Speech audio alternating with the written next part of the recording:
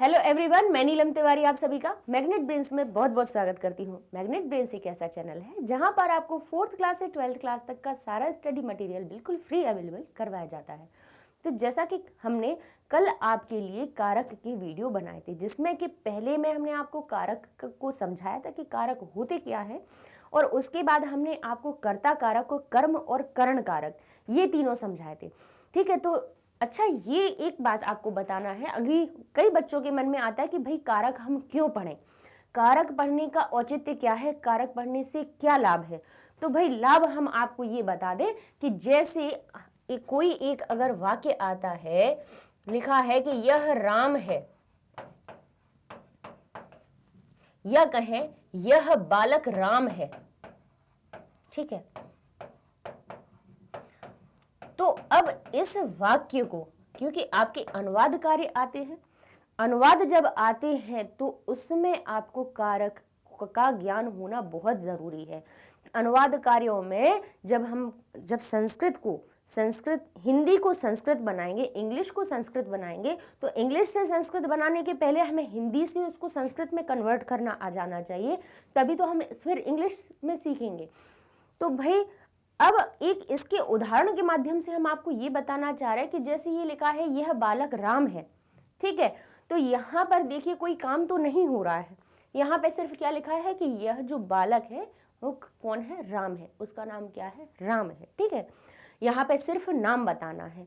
तो जो कल कौन कौन सी कर्ता, कर्म और करण, ये 3 कारक बताए थे, और इनके संग में हमने आपको विभक्तियां भी बताई थी कि कर्ता कारक की प्रथमा विभक्ति होती है, यानी जहां पे भी कोई कर्ता होता है यानी काम करने वाला होता है, उसका नाम कभी भी लिखना हो तो प्रथमा विभक्ति की तरह चलाइए।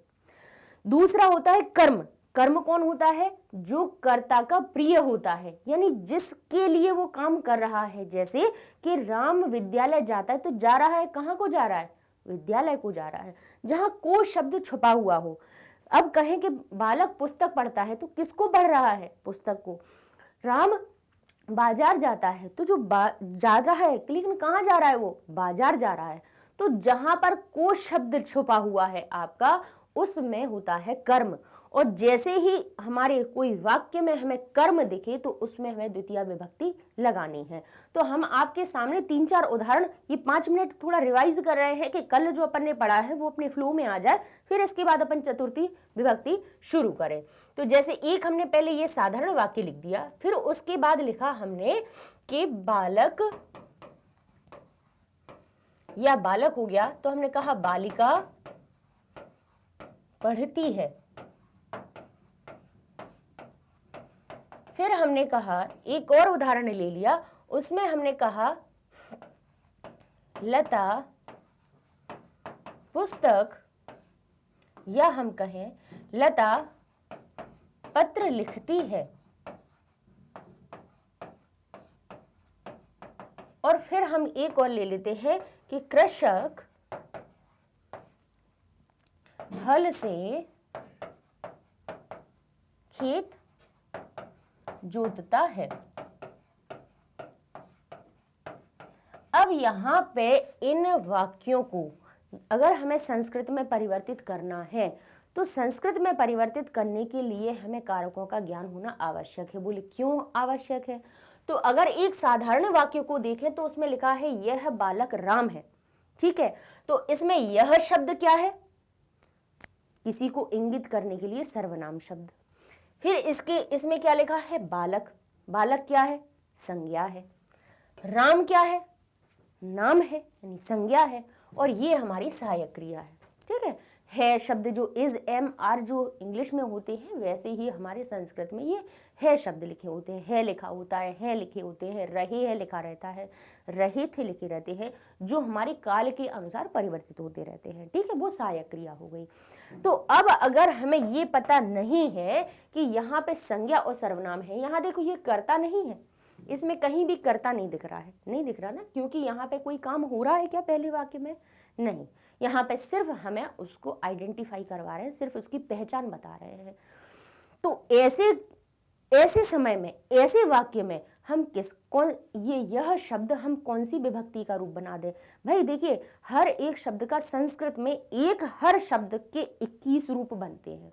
कितने बनते हैं? 21। कैसे बनते हैं कि प्रथमा में बनेगा, उसी का द्वितीया में बनेगा, उसी में तृतीया बनेगा, उसी में चतुर्थी बनेगी, उसमें षष्ठी, और वो भी तीनों वचन में। एक वचन में भी रूप बनेगा, द्वय में भी बनेगा और बहुवचन में भी बनेगा, बनता है। तो भाई उन रूपों का कहाँ प्रयोग करें? भाई ऐसा तो नहीं है कि कोई अगर उसका प्रयोग नहीं होता तो वो शब्द रूप 21 आपको क्यों पढ़ाए हैं। तो वो हमने आपको बताया कि कौन सा चिन्ह कहाँ लग जाता है, तो हमें कौन सी विभक्ति उठा के लिखनी होती है। तो पहली जब हमने प्रथमा विभक्ति आपको बताई थी तो उसमें हमने ये कहा था कि कर्ता में प्रथमा विभक्ति होती है, कर्तरी प्रथमा। कर्ता जहां होगा प्रथमा विभक्ति लगा देंगे। तो बोले ठीक है मैम, कर्ता तो मैं तो प्रथमा विभक्ति लगा देंगे, लेकिन अगर कोई ऐसा वाक्य आए कि जिसमें कर्ता हो ही नहीं, इसमें कर्ता कहीं दिख रहा है? नहीं दिख रहा है, इसमें सिर्फ संज्ञा सर्वनाम है। तो ऐसे समय में, ऐसे वाक्य में हम कौन सी विभक्ति लगाएं? बालक में हम कौन सी विभक्ति लगाएं? राम का रूप हम कौन सा बनाएं?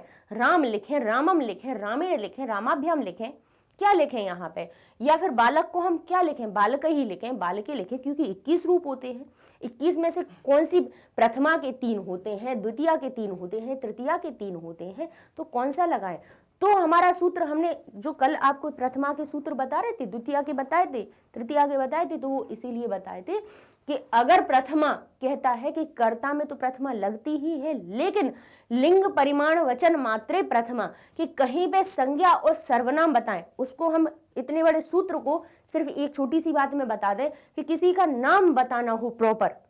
अगर किसी का नाम हमें सिर्फ बताना है तो नाम बताने के लिए द्वितीया से लेकर सप्तमी की विभक्तियों को छोड़ देना, सिर्फ प्रथमा विभक्ति की लाइन को याद रखना नाम बताने के लिए। जैसे बालक जाति का नाम है, बालक भी नाम है। कैसे नाम है? बोले इसलिए नाम है क्योंकि वो बालक शब्द पूरे बालकों की जाति को बता रहा है कि भाई ये बालक जाति का बच्चा है, ये जो प्राणी है वो बालक जाति का है।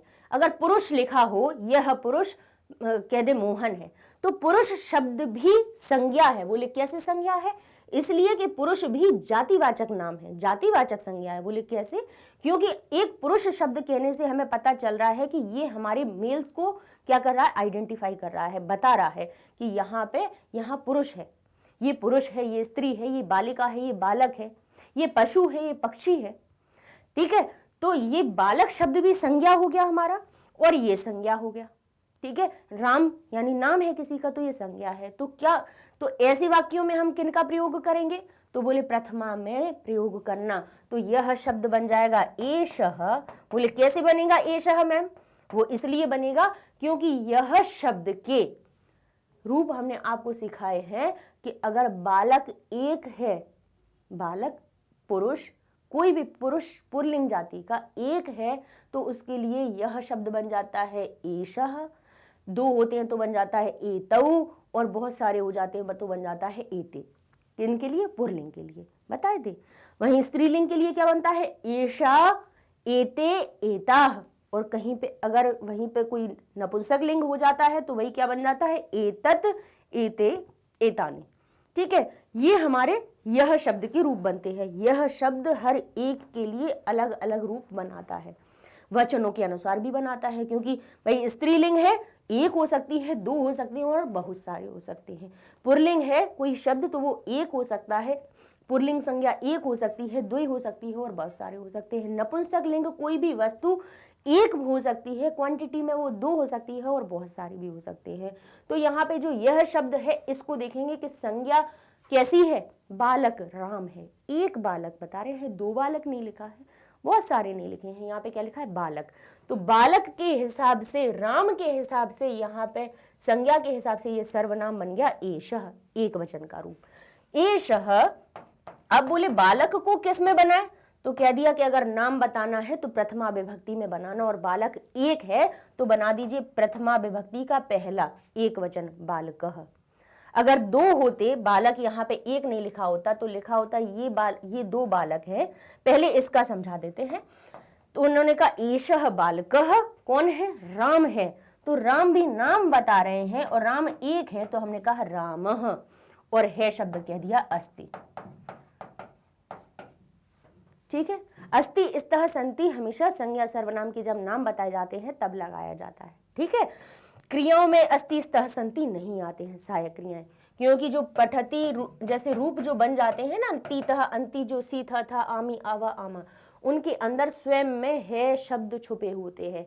है, दो हैं, बहुत सारे हैं, तुम करते हो, तुम दोनों करते हो, तुम सब, तो हो शब्द, है शब्द, हूँ शब्द, ये जो बाद की जो मात्राएं लगी हैं, पठ धातु में ती लग गया, तह लग गया, अंति, उसमें वो अपने आप में समाहित होती है। इसलिए हमें उनमें हमें अस्ति स्तः संति नहीं लगाते हैं। कहेंगे ना कि भाई अस्ति स्तः संति कहाँ लगाएं मैम, तो यहाँ पे जब कोई संज्ञा सर्वनाम लिखा होगा, यह बालक है, वह बालक है, तब अस्ति लगाना। ठीक है। अब अगर इसी को हम द्विवचन की बात करें तो क्या बनता है इसका, एषः शब्द प्रथमा विभक्ति में द्विवचन में बनता एतौ, किसके लिए, पुल्लिंग का उदाहरण बता रहे हैं। और बालक अगर दो होते तो क्या कह देते हम, एतौ, और यहाँ कह देते बालकौ, और यहाँ राम कह देते, ये दो बालक राम है, इन दोनों के नाम राम है, तो कह देते रामौ। रामः शब्द जो एक वचन का था प्रथमा विभक्ति में, प्रथमा विभक्ति के आपने रूप पढ़े होंगे, तो उसमें रामः, रामौ, रामाः ऐसे रूप बनते हैं आकारांत पुल्लिंग के। तो प्रथमा विभक्ति किसी के नाम को इंगित करने के लिए, नाम को दर्शाने के लिए संज्ञा सर्वनाम में प्रथमा विभक्ति लगती है। तो हमारा हो गया एतौ, बालकौ, रामौ, और अस्ति की जगह हो जाएगा स्तः। इनके भी दो के लिए, जैसे इज एक के लिए लगाते हैं, आर दो के लिए लगाते हैं, ऐसे ही संस्कृत में एक के लिए अस्ति लगाते हैं, दो के लिए स्तः लगाते हैं, बहुत सारे के लिए संति लगाते हैं। और इसी में अगर बहुवचन होता तो हम क्या कह देते, एते। एते हमारा बहुवचन का रूप आ जाता, यहाँ पे आ जाता बालकाः, और बहुत सारे हो जाते तो क्या देते हम, रामाः सन्ति। ठीक है। तो इस प्रकार से ये तीनों वचनों में, लेकिन देखिए सभी प्रथमा में है। प्रथमा का ये एक वचन है, ये एक वचन है, ये एक वचन है। संज्ञा अगर एक वचन है तो सर्वनाम भी एक वचन आएगा और सहायक क्रिया भी एक वचन की आएगी। यहाँ सर्वनाम द्विवचन है तो ये सर्वनाम भी, हम संज्ञा द्विवचन है तो सर्वनाम भी द्विवचन का और उसकी सहायक क्रिया भी द्विवचन की। वहीं पे बहुवचन यहाँ पे लिखा हुआ है रामाः, तो यहाँ पे ये जो एषः शब्द है वो भी हमारा बहुवचन का एते बन गया, और यहाँ पे भी संति हो गया। ठीक है। तो ये एक आपको ये चीज बता दी कि भाई जो हमारा नाम किसी का बताना होगा, ऐसे कोई वाक्य आएंगे तो उनमें आप संज्ञा सर्वनाम में कौन सी विभक्ति लगाएंगे, कहेंगे प्रथमा लगाएंगे। लिंग परिमाण वचन मात्रे प्रथमा, यानी किसी का लिंग बताना हो, किसी का वचन मात्र बताना हो, किसी का सिर्फ नाम बताना हो, तो उसको किस में बनाना, आप उसके रूप बनाना सिर्फ प्रथमा विभक्ति, यानी पहली लाइन, शब्द रूप की पहली लाइन के, एक होगा तो एक पहला उठा लेना एक वचन, दूसरा हो तो दूसरा द्विवचन उठा लेना, और तीसरा वचन रख देना। ये इस प्रकार से, कौन से, ये अकारांत के बताए हैं अभी हमने। ठीक है। हर एक के शब्द रूप भी अलग अलग होते हैं, लेकिन अभी अपन एक अकारांत के पहले के लेके चल रहे हैं। अब हमने कहा अगर दूसरे तरह का वाक्य आया कि बालिका पढ़ती है, अब यहाँ पे पढ़ने की क्रिया हो रही है, क्या होने लगी, क्रिया होने लगी। तो अब हम ये कहेंगे कि इसमें जो बालिका है, भाई अब जब क्रिया अगर आ जाए तो समझ लीजिए काम अगर हो रहा है तो उसमें कर्ता जरूर है, क्योंकि काम बिना कर्ता के तो हो नहीं सकता। को देखने का काम आपके द्वारा हो रहा है, बोलने का काम हमारे द्वारा हो रहा है, सुनने का काम आप कर रहे हो, समझाने का काम हम कर रहे हैं। तो यहाँ पे कर्ता है, आप देखने वाले कर्ता हो, हम बोलने वाले कर्ता हैं, आप समझने वाले कर्ता हो, हम समझाने वाले कर्ता हैं। अगर कर्ता नहीं हो, आप नहीं हो, हम नहीं हो, तो क्या समझाने की क्रिया हो रही है, क्या सुनने की क्रिया हो सकती है, नहीं हो सकती। तो जहाँ क्रिया यानी कोई काम हो रहा है तो वहां पे कर्ता आपको डेफिनेटली मिलेगा। ठीक है। तो जहां पे हमें कर्ता मिलेगा, तो अब कहें कि बालिका जो शब्द है उसको संस्कृत में किस विभक्ति में बनाए, क्योंकि बालिका शब्द के देखें तो 21 रूप मिलते हैं, तो 21 में से कौन सा उठा लें, तो बोले कहें, तो वो कहते हैं कि कर्ता जहां पे होगा उसको भी प्रथमा में ले जाना। तो प्रथमा विभक्ति का इसी यही सूत्र बताया था कि प्रथमा विभक्ति कर्ता में तो आती ही है, संग में अगर संज्ञा यानी किसी का नाम बताना हो तब भी प्रथमा विभक्ति आप लगाना। तो बोले ठीक है। तो कह दिया बालिका पढ़ती है, तो बालिका एक है, तो हम प्रथमा विभक्ति के नाम रूप याद करेंगे तो कहेंगे बालिका, बालिके, बालिका। बालिका एक वचन के लिए, द्विवचन के लिए एक ही मात्रा लगा देंगे और बहुवचन के लिए बड़े की मात्रा और हलंत लगा देंगे। तो हमारा अनुवाद क्या बनेगा? अब हम कहेंगे कि एक वचन है, दो हैं या बहुत सारी हैं। यहाँ पे एक बालिका दिख रही है तो हमने कहा बालिका।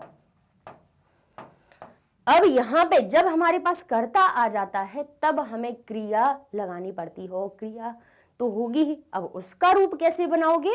ये नियम हमने आपको बताया था कि कर्ता को ध्यान करना कि ये किस पुरुष और वचन। कर्ता में सिर्फ दो चीजें ढूंढना है आपको क्रिया लगाने के लिए। भाई काम को दर्शाना है, जोत रहा है, लिख रहा है, पढ़ रहा है, ये जो काम हो रहे हैं उनके भी देखो हर एक धातु के, हर एक क्रिया के भी 9 रूप बनते हैं। आपने देखा होगा तीतः अंति, पठति पठता पठन्ति, पठसी पठत पठथा पठत, पठामी पठावा पठामा, 9 रूप बने। लेकिन कौन सा रूप लगा दो भाई? तो उसके लिए रूप लगाने के लिए, उस क्रिया को दर्शाने के लिए, यानी जो पढ़ने की पठ धातु है, मूल शब्द तो इसका पठ, जिसका हुआ पढ़ना। लेकिन बालिका पढ़ती है, वर्तमान की बात कर रहे हैं, पढ़ती है। तो सबसे पहले हमें कि ये देखना पड़ेगा कि ये इसका पहले तो काल देख लो कि ये पढ़ती है, अभी पढ़ रही है, तो भाई ये वर्तमान काल की बात हो रही है, यानी ये हमारे लट लकार की बात हो रही है। लट लकार कहते हैं, सभी को पता है वर्तमान काल को, तो कहेंगे लट लकार की बात हो रही है। ठीक है, फिर कहेंगे बालिका का फिर पुरुष देखो कि किस पुरुष की आती है। तो पुरुष देखना सबसे आसान है कि यहाँ पे 2 शब्द ना दिखें, मैं और तुम ना दिखें, तो समझ लीजिए ये हमारा मध्यम का है, ये उत्तम का है। तो इनको छोड़ के जो भी चीजें दिख जाए वो कह दीजिए ये सब प्रथम में है, तो बोले प्रथम पुरुष की है। ठीक है, फिर उन्होंने कहा कि पुरुष के संग में वचन भी देखो, क्योंकि एक भी हो सकती है, 2 भी हो सकती है और बहुत भी हो सकती है। संस्कृत कहती है कि एक के लिए भी क्रिया अलग लगाओ, एक ऐसा ही नहीं कि एक बालिका काम कर रही है तो उसके लिए भी पठती लगा दो, 2 कर रही है तो उसके लिए भी पठती लगा दो, और बहुत सारी कर रही है तो उसके लिए भी पठती। बोले नहीं, एक बालिका है तो पठती लगाओ, 2 बालिकाएं हैं तो पठतः लगाओ, और बहुत सारी हैं तो पठंती लगाओ। तभी उसमें अलग अलग डिफरेंस होगा कि एक के लिए पठती शब्द एक के लिए आता है, पठता शब्द 2 के लिए आता है, और पठंती शब्द बहुवचन के लिए आता है। तो पहले उन्होंने कहा कि वचन और ढूंढो, तो बालिका एक दिख रही है, यहाँ पे 2 नहीं लिखा है, पढ़ रही है नहीं लिखा है, बालिकाएं नहीं लिखा हुआ है, तो ये हमारा क्या हो गया? एक वचन हो गया। वचन का अर्थ होता है गिनती, संख्या। इनकी संख्या कितनी है? 1 है बालिका। तो जो क्रिया हमारी पठ है, धातु क्या है? पढ़ने की धातु को क्या कहते हैं? पठ। तो पठ में अब हम लट लकार के प्रथम पुरुष की एक वचन की क्रिया देखेंगे, तो एक वचन की क्रिया बनती है ती, 2 वचन होता तो लगता तह, और बहुत सारी होता तो लग जाता हमारा अंति। ठीक है, तो बालिका प्रथम पुरुष एक वचन की क्रिया लग जाएगी पठती।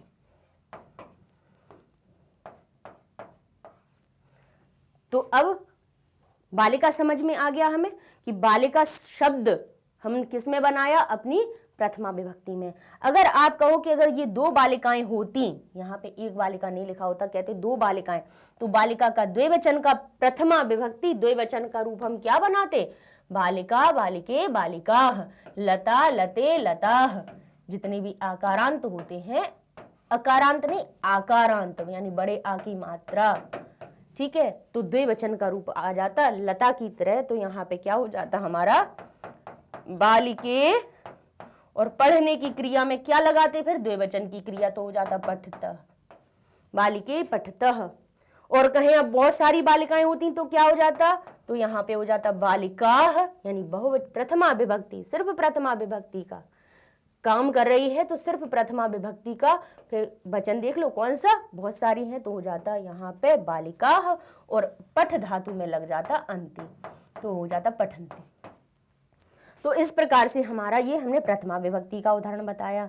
फिर पूछा, बच्चे पूछ सकते हैं कि मैम आपने प्रथमा विभक्ति का बता दिया, तो अब ये बताइए कि जो द्वितीय और तृतीय बताई है वो किस लिए बताई है, उसका क्या औचित्य है, उसका प्रयोग क्या है? तो बोले ये प्रयोग है कि अब यहाँ पे लिखा है लता पत्र लिखती है, तो यहाँ पे लता काम करने वाली यानी कर्ता हो गई हमारे पास। लता कौन हो गई? हमारी कर्ता हो गई। लिखने की क्रिया कर रही है वो, तो भाई ये पत्र कौन है? पत्र क्या शब्द है? पत्र करता है क्या? कोई काम कर रहा है? नहीं है। तो भाई ये किस श्रेणी में आता है? तो कर्ता अपनी क्रिया के लिए जिस सब कुछ सबसे ज़्यादा चाहता है वो ही हमारा कर्म होता है। तो लता जो है लिखने के द्वारा क्या लिखना चाह रही है, बोले पत्र लिखना चाह रही है। राम बाजार जाता है तो बाजार जाने के लिए वो कहाँ जाना चाह रहा है, बोले बाजार जाना चाह रहा है। राम विद्यालय जाता है तो जाने के द्वारा वो कहाँ जाना चाह रहा है, बोले विद्यालय जाना चाह रहा है। कह रहे हैं बालक लड्डू खाता है तो खाने के द्वारा वो किसको चाह रहा है, मोदक को खाना चाह रहा है, लड्डू को खाना चाह रहा है। तो जहां पे हमारा क्या हो जाए, जहां पे हमारा ये ऐसे शब्द दिख जाए, कर्ता और क्रिया के अलावा भी कोई चीज दिखे और उसमें को का भाव निकले, यानी किसको लिखती है, पत्र को लिखती है। कहाँ को जाता है, विद्यालय को जहाँ जाता है। कहाँ को क्या खाता है, बोले भोजन करता है या भोजन खाता है या चावल खाता है या लड्डू खाता है।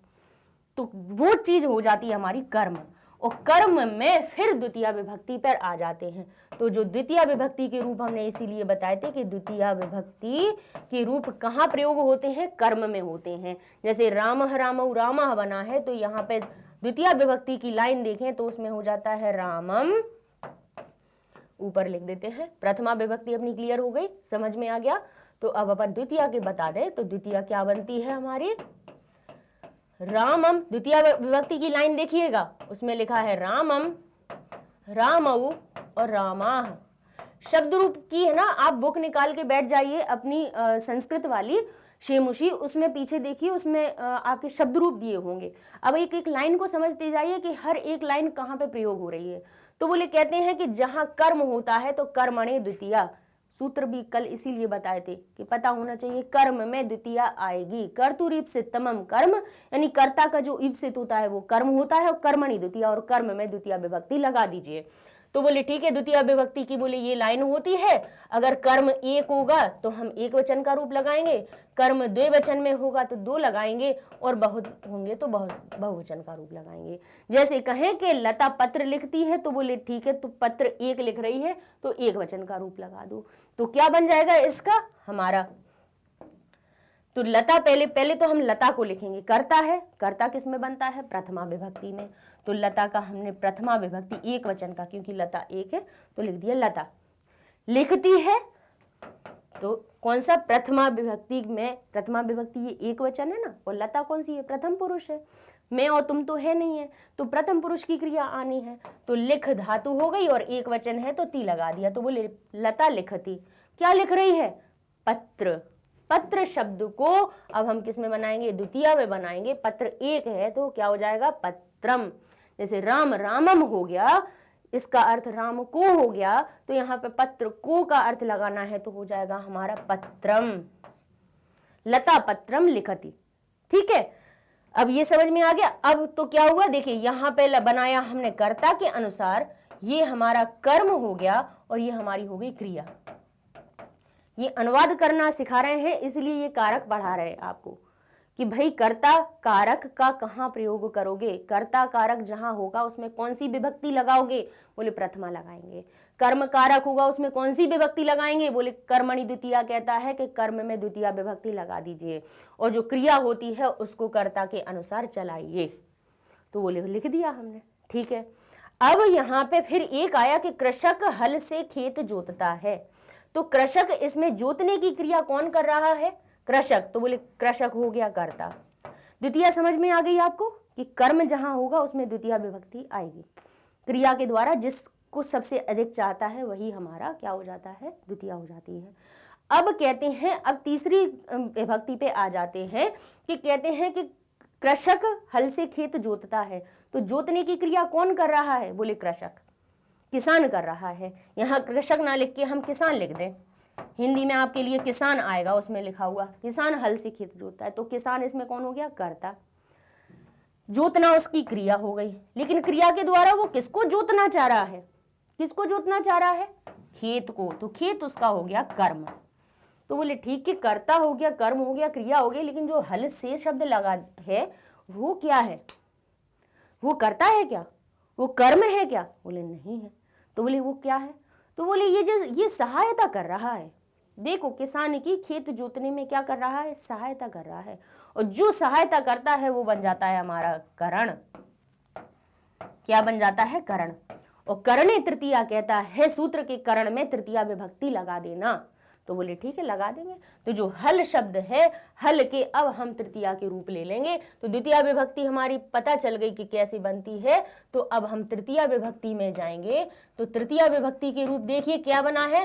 बालक शब्द देख रहे हैं आप, राम शब्द देख रहे हैं। बालक देख लो, राम देख लो, एक ही बात है। तो क्या बनता है, बालकेन, बालकाभ्याम और बालकैः। इनकी ये कारक शब्दों की आवश्यकता क्यों है वो चीज हम आपको बता रहे हैं, क्योंकि बच्चों को नहीं समझ में आता कि कारक हम क्यों पढ़ें। बोले इसलिए पढ़ो कि अगर ये इस प्रकार के वाक्य लिखे होंगे, उसमें किसान लिखा होगा, हल से लिखा होगा, खेत जोतता है लिखा होगा, तो आप किसान में कौन सी विभक्ति का रूप लगाओगे, हल में कौन सी विभक्ति का रूप लगाओगे। हल के 21 रूप बनते तो हल में से कौन सा रूप बना दोगे, खेत को क्या रूप का नाम दोगे, और जोतता शब्द क्रिया किसके अनुसार लगाओगे। तो बोले इसलिए कारक पढ़ रहे हैं हम। तो कर्ता हमारा किसान है, तो कर्ता में प्रथमा विभक्ति आती है, तो क्या बनेगा, किसान एक है तो क्या बन जाएगा, कृषकः, रामः की तरह। और यहाँ पे 2 होते तो क्या हो जाता, कृषकौ, और बहुत सारे हो जाते तो हम कहते कृषकाः कहते। अब हम कहेंगे, अभी इसको छोड़े तो हम कहेंगे जोतने की क्रिया कौन कर रहा है हमारा, क्या कह रहे हैं, खेत को। किसको जोत रहे हैं, खेत को। तो जो खेत शब्द होता है उसको संस्कृत में कहते हैं क्षेत्र। और क्षेत्र क्या बन जाएगा द्वितीय विभक्ति में, 2 खेत नहीं है, बहुत सारे नहीं है, खेत को जोत रहा है। तो क्या हो जाएगा, जैसे रामम बना था द्वितीय विभक्ति में पहला, ऐसे ही क्षेत्र बन जाएगा द्वितीय विभक्ति में पहला क्षेत्रम। तो बोले क्षेत्रम हो गया।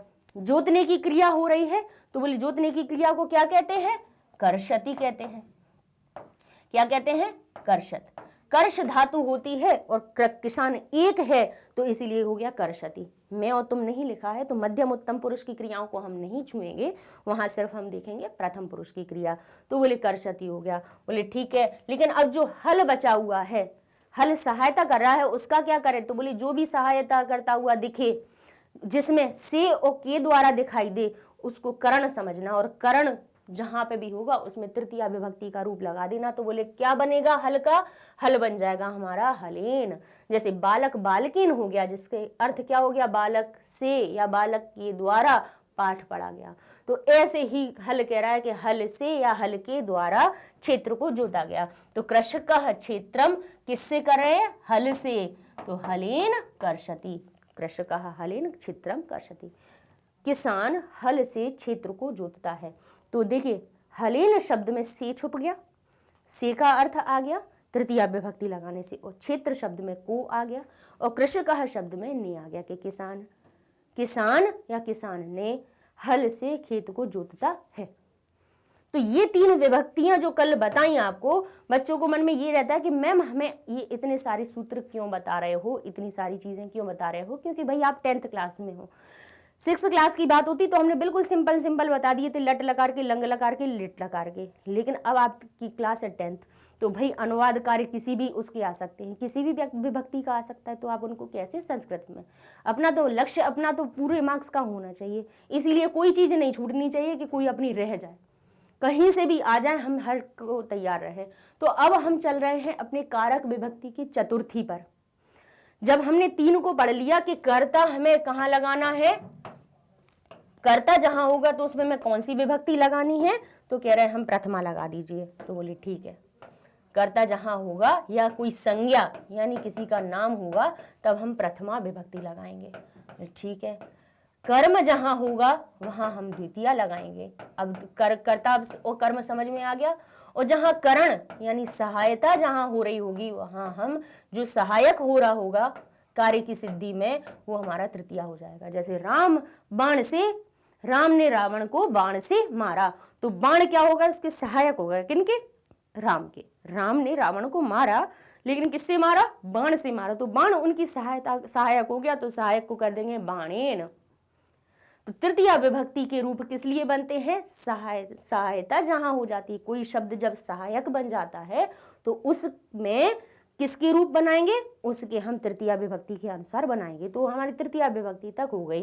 तो अब 1 2 3 नंबर हो गए, तो अब चौथे नंबर पे आते हैं, कह रहे हैं चतुर्थी विभक्ति। चतुर्थी विभक्ति के चिन्ह के रूप। बोले क्योंकि हमारा अगला जो कारक होता है वो होता है संप्रदान। क्योंकि क्रिया कभी कभी हर किसी के लिए की जाती है। जैसे विद्या, शिक्षक विद्या देता है, लेकिन किसके लिए दे रहा है? वो छात्रों के लिए दे रहा है। माता भोजन बनाती है तो किसके लिए बनाती है? अपने बच्चों के लिए बनाती है। अध्यापक पढ़ाता है तो किसको पढ़ाता है? विद्यार्थियों के लिए पढ़ाता है। गुरु अगर शिक्षा देता है तो किसके लिए देता है? हमारे विद्यार्थियों को पढ़ाने के लिए देता है। राजा अगर धन देता है तो किसके लिए देता है? निर्धनों के लिए देता है। ठीक है, तो यहाँ पे बोले अगर के लिए शब्द दिख रहा है कहीं कहीं पे, अब ना तो हमें ने शब्द दिख रहा है, ना हमें को शब्द दिख रहा है, ना हमें ये सहायक दिख रहा है, तो भाई फिर अगर के लिए शब्द हमें किन्हीं वाक्यों में दिखे तो अब हम उनको कौन सी विभक्ति लगा के बना दें? कौन सी विभक्ति लगाएं? तो बोले चतुर्थी विभक्ति लगाओ। तो बोले चतुर्थी विभक्ति लगाना है तो उसकी हमें नियम बताओ। तो चलो अपन नियम पढ़ लेते हैं कि चतुर्थी विभक्ति हमारी संप्रदान कारक में क्यों आती है। तो कहते हैं संप्रदानी चतुर्थी। ये सूत्र किसने कह दिया? हमारे महर्षि पाणिनि और पतंजलि ने, जिनका हम बार बार नाम लेते हैं तो इसलिए लेते हैं क्योंकि हमारे व्याकरण शास्त्र को बनाने वाले वे ही है। ठीक है, तो महर्षि पाणिनि ने कह दिया कि संप्रदाने चतुर्थी, की चतुर्थी विभक्ति संप्रदान में लगाना। तो बस उनने कह दिया तो अपन को क्या करना है? अपन उनको फॉलो करेंगे। ठीक है, तो संप्रदान जहां होगा चतुर्थी होगी। तो बोले संप्रदान क्या होता है? बोले क्रिया जिसके लिए प्रदान की जा रही है, प्रदानता का भाव आ रहा है, देने की का भाव आ रहा है, के लिए का भाव आ रहा है, जिसके लिए वो काम किया जा रहा है, वो हमारा संप्रदान होता है। बोले संप्रदान कहाँ क्या होता है? जहां पर के लिए, देने के लिए, पढ़ाने के लिए, उसको खिलाने के लिए, उसको पिलाने के लिए, जहां के लिए का भाव आ जाए वहां पर हमारा संप्रदान होता है। जिसके लिए वो काम किया जा रहा है, माता बालकों के लिए भोजन बना रही है तो बालक उनका संप्रदान हो गया। राजा निर्धनों को धन दे रहा है तो निर्धन उसके संप्रदान हो गए। गुरु विद्यार्थियों को शिक्षा दे रहे हैं तो जो शिष्य है वो उनके संप्रदान हो गए। तो जिसके लिए कोई काम किया जाए वो संप्रदान होता है। और संप्रदान में चतुर्थी विभक्ति लगाना, जहां के लिए का हमें चिन्ह दिख जाए, के लिए का भाव आ जाए। प्रदान का अर्थ भी होता है कि सम प्रदान, जिसको प्रदान किया जाए, जहां प्रदानता का भाव आ जाए वो हमारा संप्रदान कारक हो जाता है। तो संप्रदान कारक की पहचान क्या होती है? वहां पे हमें के लिए का शब्द दिख ही जाएगा या फिर के लिए का भाव आ रहा होगा उसमें। तो बोलिए ठीक है, हम के लिए पहले तो हम सबसे पहले वाक्य में अपना के लिए ढूंढेंगे कि जिसमें के लिए शब्द लिखा होगा उसको हम चतुर्थी लगा देंगे। कहेंगे बालक के लिए लिखा है तो हम कह देंगे बालकाय। राम के लिए लिखा होगा तो हम कहेंगे रामाय। लिखा होगा विद्यार्थी लिखे होंगे तो विद्यार्थिनाय। ठीक है, तो जहां पे हमें क्या दिखेगा? हमें के लिए शब्द दिखेगा, वहां पर हम कौन सी संप्रदान कारक की विभक्ति चतुर्थी लगाएंगे। तो चतुर्थी विभक्ति के हम अकारांत के सिर्फ अभी रूप ले लें तो चतुर्थी विभक्ति के कैसे बनते हैं रूप? यहाँ पे संप्रदान कारक लिख दें क्योंकि चतुर्थी विभक्ति पढ़ रहे हैं और उसका कारक कौन सा होता है? संप्रदान। ये भी हमें पता होना चाहिए। संप्रदान कारक में चतुर्थी विभक्ति आती है। तो चतुर्थी विभक्ति के रूप एक वचन के लिए कैसा बनता है? राम हो जाता है रामाय, या बालक हो जाता है हमारा बालकाय। बालकाय, दो बालक होते हैं तो हो जाता है बालकाभ्याम, और बहुत सारे बालकों के लिए अगर खाना बनाया जा रहा है तो हो जाएगा बालकेभ्यः। क्या हो जाएगा? बालकेभ्यः। ठीक है, ये इसके क्या बन गए? रूप बन गए। एक वचन, द्विवचन और बहुवचन। तो बोले इनका कैसे हम प्रयोग करें? तो देख लीजिए, उनने पहले कहा है कि संप्रदान चतुर्थी, यानी संप्रदान में चतुर्थी विभक्ति लगाइए। तो संप्रदान कारक में चतुर्थी विभक्ति होती है। संप्रदान का हमने आपको अर्थ बता दिया कि जहां के लिए का भाव है। तो उसमें लिखा है नूतन ब्राह्मणाय भोजनम पचति। जैसे हमारा हिंदी में वाक्य लिखा हुआ है कि नूतन ब्राह्मण के लिए भोजन पकाती है, तो नूतन जो भोजन पकाने की क्रिया कर रही है वो किसके लिए कर रही है, कह रहे ब्राह्मण के लिए कर रही है। तो जो ब्राह्मण शब्द है वो आ गए चतुर्थी में, वो हमारे संप्रदान कारक हो गए। कौन हो गए ये, संप्रदान। ठीक है, अब कैसे हम पहचान करें, तो अब कहो कि यहाँ पे पहले पकाने की क्रिया देखो, तो बोले कौन कर रहा है, बोले नूतन कर रही है। तो नूतन कौन हो गई, कर्ता हो गई। ठीक है, अब ये उसकी क्रिया हो गई, पकाना उसका क्रिया हो गई। फिर इसके बाद भोजन उसका क्या हो गया, किसको पकाना चाह रही है, साधुओं ब्राह्मणों को तो नहीं पका रही है, किसको पका रही है, अपने पकाने के द्वारा किसको पकाना चाह रही है, बोले भोजन को पकाना चाह रही है। तो वो उसका कर्म हो गया। लेकिन यहाँ पे ब्राह्मण शब्द में ना तो को दिखा है ना ही से लगा हुआ है, तो को और से तो लगा नहीं है, यहाँ पे के लिए शब्द लगा हुआ है। अगर को शब्द होता तो ब्राह्मण क्या बन जाता है, कर्म बन जाता। यहाँ पे अगर ब्राह्मण से शब्द लिखा होता, ब्राह्मण की जगह अगर से लिखा होता तो ये हमारा करण बन जाता, या यहाँ पे के द्वारा लिखा होता तब भी ये हमारा करण बन जाता। लेकिन यहाँ पे अब लिखा है ब्राह्मण के लिए, तो के लिए जहाँ पे शब्द लग गया तो समझ लीजिए ये हमारा किस कारक में पहुंच गया, बोले संप्रदान में। इसमें करण नहीं है, इसमें क्या दिखा है, संप्रदान है हमारा। ठीक है, अब जब संप्रदान हमारे पास आ गया तो संप्रदान को किस विभक्ति में बनाओ, बोले चतुर्थी विभक्ति में बनाओ। तो नूतन को हमने अपने कर्ता के अनुसार प्रथमा विभक्ति में लगाया। फिर इसके लिए कहा कि किसके लिए बनना है, बोले भोजन, बोले भोजन बनना है ब्राह्मण के लिए। तो पहले अगर हम सीक्वेंस से चलें तो पहले लगा दी हमने प्रथमा, फिर हमने उठाया कर्म, तो कर्म को लिख दिया भोजनम। पका रही है, क्या पका रही है, बोले हमारा भोजन पका रही है। नूतन एक है तो एक वचन प्रथमा विभक्ति, प्रथम पुरुष, क्योंकि नूतन में मैं और तुम तो दिख नहीं रहा। मैं होता तो मध्य उत्तम पुरुष की क्रिया आती, और तुम शब्द होता तो मध्यम आती। बोले यहाँ पे मैं और तुम तो कुछ नहीं दिख रहा है, तो बोले मैं और तुम नहीं दिखे तो बाकी जितने भी सब दिख रहे हों उनके लिए प्रथम पुरुष की क्रिया को ले लो। बोले प्रथम पुरुष में एक वचन की क्रिया ती लग जाती है, तो बोले पच धातु में पचती लगा दिया, तो ये हो गया। लेकिन अब जब हमारा संप्रदान आया तो बोले संप्रदान में कौन सी लगा दें, बोले आय शब्द लगा दो, ब्राह्मणाय। बालकाय हो गया तो ब्राह्मण हो जाएगा ब्राह्मणाय। तो जो आय शब्द है वो के लिए का भाव निकाल देता है, के लिए का अर्थ आय शब्द जो लग गया उससे निकल गया। यहाँ पे कहते तो दो ब्राह्मणों के लिए अगर हो जाता, यहाँ लिखा होता कि दो ब्राह्मणों के लिए, तो यहाँ पे जो ब्राह्मणाय शब्द लिखा है उसकी जगह हम लिख देते ब्राह्मणाभ्याम। क्या लगा देते, ब्राह्मणाभ्याम। और अगर वो कहते कि नूतन ब्राह्मणों के लिए, ब्राह्मण के लिए नहीं, अगर वो वाक्य में लिखा होता कि नूतन ब्राह्मणों के लिए भोजन पकाती है, तो जहां ब्राह्मणाभ्याम लगा हुआ है वही हम बहुवचन का रूप लगा देते और कह देते जैसे बाल के भ्य लगा है, तो यहाँ पे हो जाता हमारा ब्राह्मणेभ्यः। ठीक है, तो इस तरह से तीनों वचनों के हमने आपको बता दिए। तो संप्रदान कारक में, अच्छा इसके वचन बदलने से इन पर फर्क नहीं पड़ता भाई। ये कर्ता अगर एक वचन में है तो कर्ता की प्रथमा का एक वचन ही लेंगे, भोजन एक वचन में है तो कर्म का यानी द्वितीय विभक्ति का एक ही लेंगे। सिर्फ देखिए परिवर्तन कहाँ होगा, जैसे जिसके वचन में परिवर्तन है उसी को परिवर्तित करो। ऐसा नहीं है कि ये अगर बहुवचन हो गया तो ये भी बहुवचन में हो जाए, ये भी हो जाए, ये भी हो जाए, नहीं होगा। सबका अपना अपना वचन है, सब अपनी अपनी आइडेंटिफाई मतलब अपनी अपनी पहचान लेके घूम रहे हैं। नूतन एक वचन की पहचान लिए हुए हैं, ब्राह्मण एक वचन के लिए हुए हैं, भोजन एक वचन के लिए हुए हैं, और क्रिया हमेशा कर्ता के अनुसार लगा दीजिए। ठीक है, तो ये हमने आपको उदाहरण दे दिया। अब जैसे और एक और उदाहरण कहें कि लिखा हम लिखते हैं कि माता, ठीक है, माता बालकों के लिए,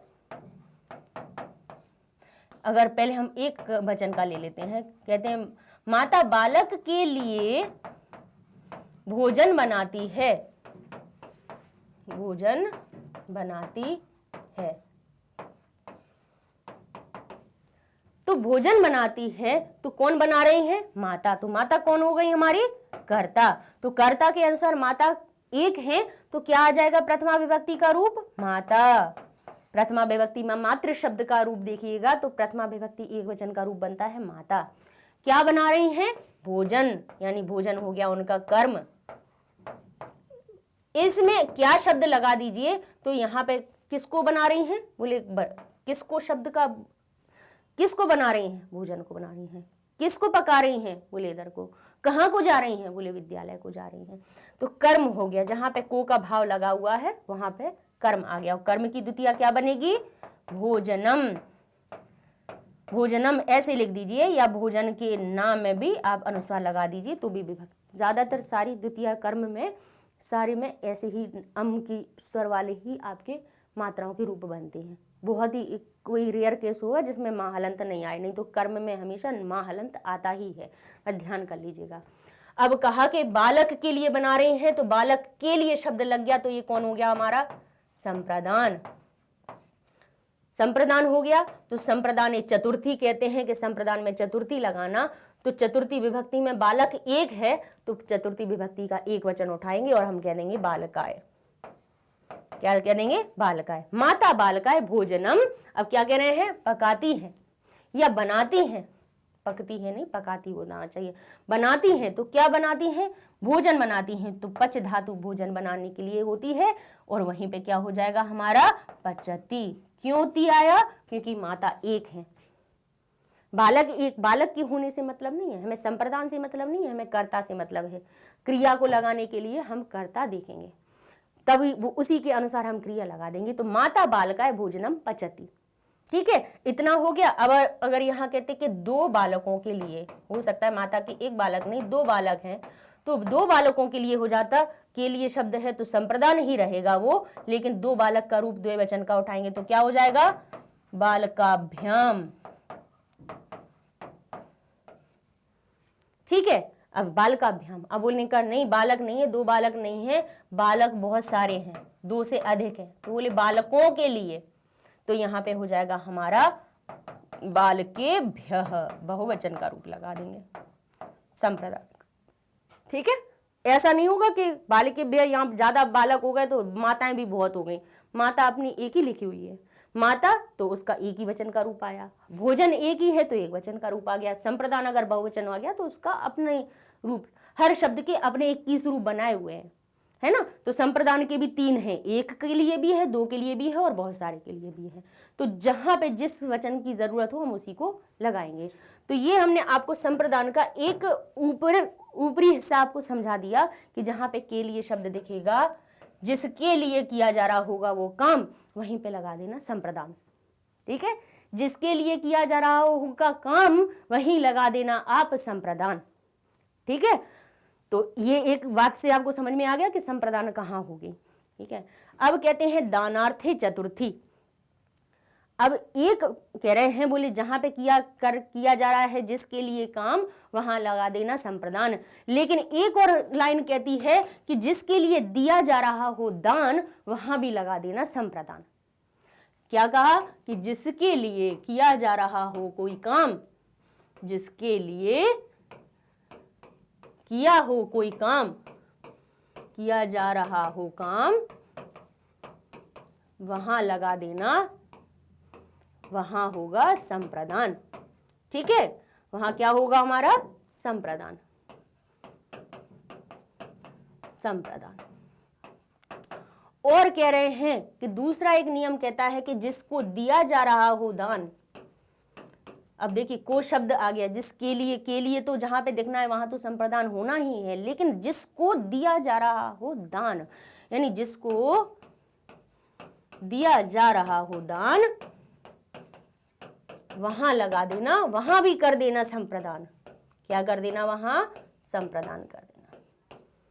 ठीक है, तो जहां पे दान शब्द भी आ जाए तो वहां पर भी चतुर्थ यानी संप्रदान कर देना। और संप्रदान है चतुर्थी, इसलिए दानार्थे चतुर्थी। संप्रदान में चतुर्थी भी होनी है और दान में भी चतुर्थी।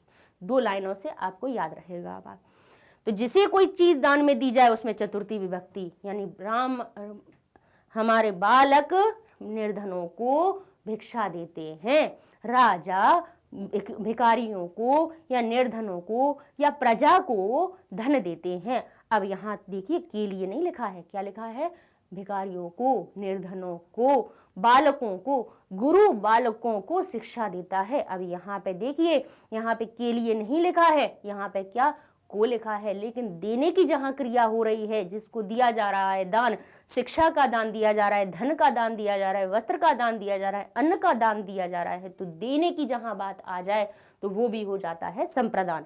तो कह रहा है जिसे कोई चीज दान में दी जाए उसे चतुर्थी विभक्ति हो जाती है, उसे भी हम क्या कहते हैं, संप्रदान कारक कहते हैं। और संप्रदान चतुर्थी, संप्रदान में चतुर्थी विभक्ति लगाना है। ठीक है, तो कह रहे हैं कि राजा ब्राह्मणों को वस्त्र देता है। को शब्द लगा है, के लिए नहीं लिखा है को, जबकि को किसका चिन्ह होता है, बोले कर्म का चिन्ह होता है, लेकिन बोले यहाँ देने की क्रिया हो रही है, दान दिया जा रहा है। किसको दिया जा रहा है, ब्राह्मणों को। किसका दान दिया जा रहा है, वस्त्र का दान दिया जा रहा है। किसको दिया जा रहा है, ब्राह्मणों को। तो वहां पे भी लगा देना संप्रदान। तो क्या हो जाएगा, राजा हमारा प्रथमा विभक्ति कर्ता के अनुसार बन जाएगा। राजा क्या देना चाह रहा है, बोले वस्त्र, तो बोले वस्त्र हो गए उसके कर्म। क्या देना चाह रहा है, बोले वस्त्र देना चाह रहा है। तो ददाती उसकी राजा की क्रिया हो गई, क्योंकि राजा एक है तो बोले हमने ददाती लिख दिया देने की क्रिया को। दा धातु होती है और दा धातु देने की क्या बन गई, उसका रूप ददाती।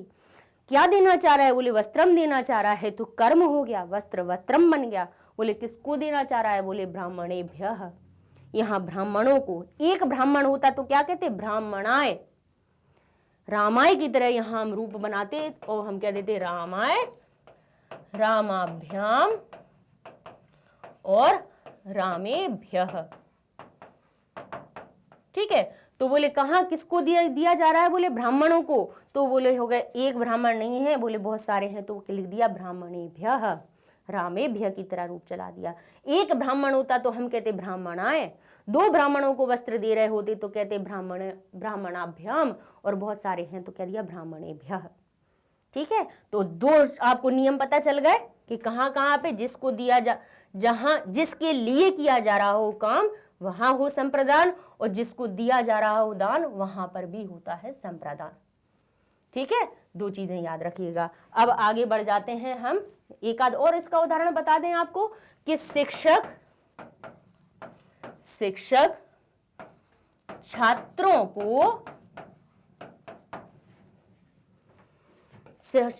को शिक्षा देता है, शिक्षा देता है।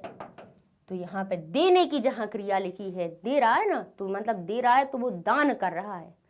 जो देता है वो कुछ ना कुछ दान तो करता ही है, चाहे वो शिक्षा दान कर रहा हो, चाहे पैसा दान कर रहा हो, दे रहा है ना, खाना दे रहा है, यानी खाना का दान कर रहा है। तो दानार्थे चतुर्थी। तो बोले शिक्षक कर देने वाला हुआ, तो बोले ये हो गया कर्ता, तो बोले शिक्षक एक है तो कर्ता का बना दो शिक्षकः।